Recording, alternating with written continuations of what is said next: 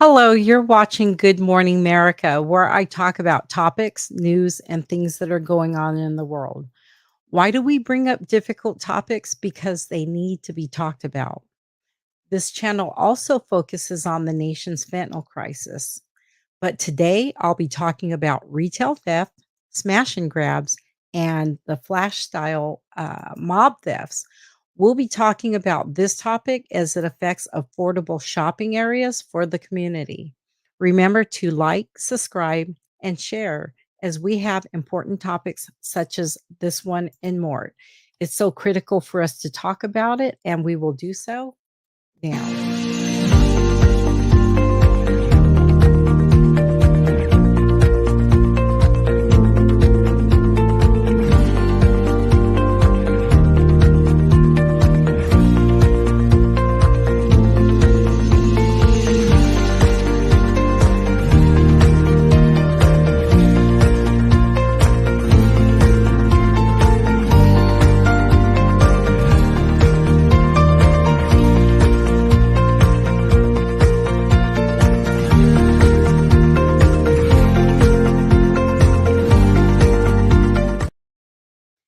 So there were laws or propositions that were passed, and then they were retracted after the devastating cost to society. We'll talk about what decriminalizing and recriminalizing laws did to the public and retailers. If you Google shoplifting in San Francisco, you'll find more than 100,000 hits, and you'll find lots of YouTube videos where you can watch a single thief or an entire gang. They walk into stores like Walgreens or CVS and they empty the shelves. Most of them, they'll walk in, they'll go about their pilfering and then walk out. Though at least one thief rode their bicycle into the store. And guess what? They departed the same way that they carefully navigated their bicycle down the narrow aisle to go out. It's getting ridiculous, and people don't know what to do when they see it. So the question is, why is shoplifting so rampant? Well, I think it's because the state law holds that stealing merchandise worth $950 or less is just a misdemeanor, which means that the law enforcement probably won't bother to investigate. These smash and grabs are crazy.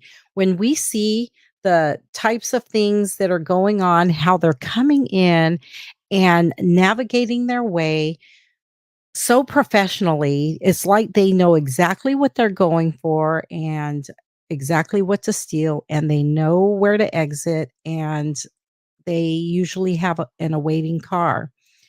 There are some people that will do this in broad daylight.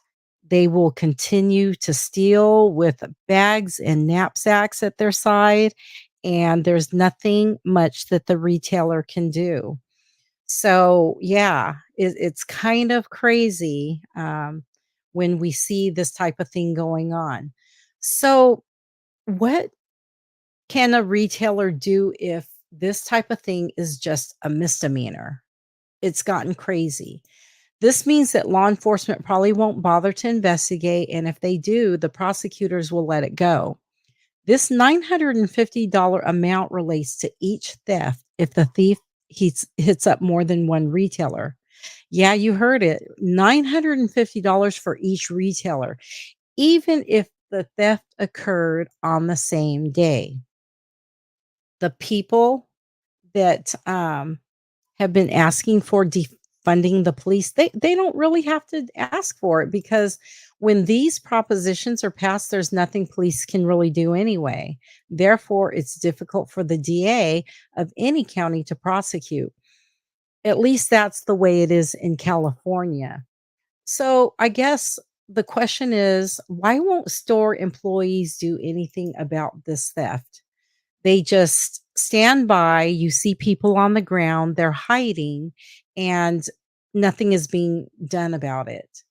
Well, it's sad, sad, sad to say that they don't want to take the risk.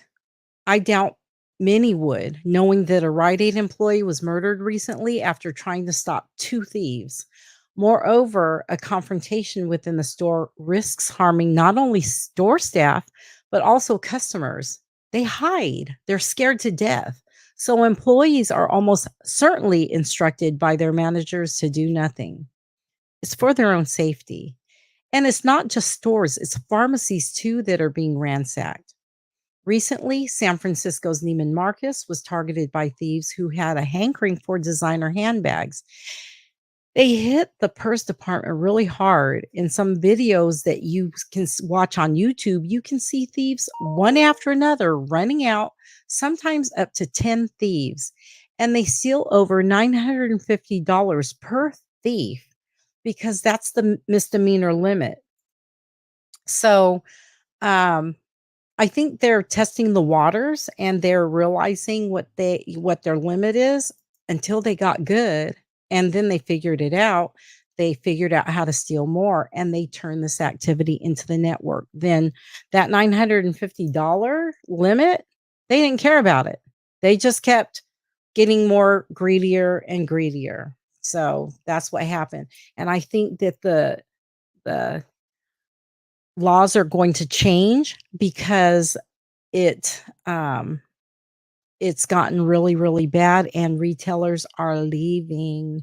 They're leaving the state, at least California, in droves. This kind of theft gives a whole new meaning to the term curbside pickup as they jump into their getaway vehicles. Curbside, they're waiting curbside and they're waiting for the thieves to run to the car. Okay. So if you are one of those who identify retailers from Walmart to Neiman Marcus with needless markups, you know what? It's got to happen. And you know why? Because those markups, they help cover the cost of theft insurance, the stolen goods, the merchandise that they're missing out on, costs that were passed on to those who choose to acquire merchandise the old fashioned way. We do it the old fashioned way. We pay for it. We pay for it with dollars. When we buy something, we pay for it. Some of these retailers have hired armed officers, in which some cases it might deter people to s- shop at that retailer. Sometimes you see an armed person at a retail store. Would you go in or would you hesitate? I guess that's my question. Um, that's why some of the bigger retailers, they don't have it. They don't want to deter people from coming in and shopping and feeling comfortable. Makes Sometimes it makes people uncomfortable when they see an armed security guard. They're like, something's wrong here. I don't feel safe here. So they leave and shop elsewhere. We know that our Governor Newsom recently signed a new law in which shoplifting is actually a felony. Yeah, he signed it. And even if it's below the $950 limit. So here we go, recriminalizing what they authorized in the first place. I don't know why they did it in the first place, but now they're retracting it. So that's the craziness of what happens in the real world. So it's if it's below the $950 limit, if, and that's a big if, the theft is part of an organized ring with the intent to sell the stolen goods. So it has to be proven that they have the intent to sell the stolen goods. Sadly, this may have little effect on shoplifting, given that most of these thefts are by individuals rather than groups. Just the one that's stealing the makeup and the gum and the meat, whatever it is they need to eat for the day, whatever makeup they need to put on to look glam. And so I think that most of the thefts are by individuals like that rather than groups. But hey, you know what? The groups are catching up. And it'll still be up to the police and prosecutors to charge these as felonies.